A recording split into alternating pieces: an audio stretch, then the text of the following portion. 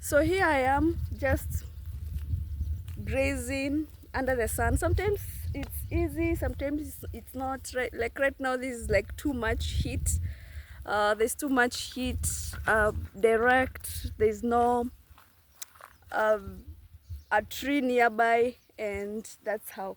So if you're looking at maybe starting a goat farm, what I would like to tell you is start with whatever amount you have. Start with the little number. If you say this, all these goats, I started with 3. So I had two does, the female ones, and then I had one back. 3. Out of the 3, right now we are looking at 40, which is like after 2 years we are looking at 40. And for me to even grow faster, because right now I have the structure, right now I am a little bit understanding the spraying pattern and the maintenance of diseases, I can be able to even now have a population of maybe 40 does at a given time. I'm not yet there, but the 40 that I have right now, it's a mixture of bucks and the female ones. So what I will do is I will take the male that are ready for sale. They meet me around 10 of them or so, and then sell them off in lump sum, and in the same market or in the same place that I'm going to sell them off, then I will be able to buy the female, so that we can populate, or we can have like a good multiplication, or we can have many kids being born at a go, if you have like the female ones.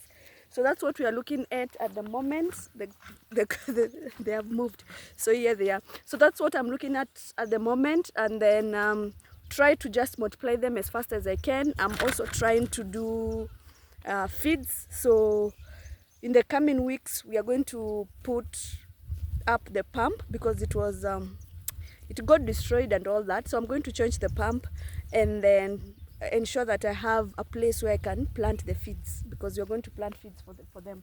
And then maybe in the next year I'll be looking at even 0 grazing, because we don't need to be coming here every day and grazing. It's part of the land, yes, and I have someone who looks after them, but I feel like I will fatten them up earlier or quicker if they're not roaming around looking for their own feeds. If I can bring the feeds in the structure or somewhere, and then they just move as little as they can, so that they can save the energy and their body weight and all that can be increased, and then I will be able to sell them even faster if I go there. The future right now, we are looking at starting our breeding, but I can't start that if I've not learned how it's been done. So in the coming months we are going for a training. I'm so excited about the training, and then now I'll come and maybe duplicate what I'll learn from that training into the farm. See how the cows are just near.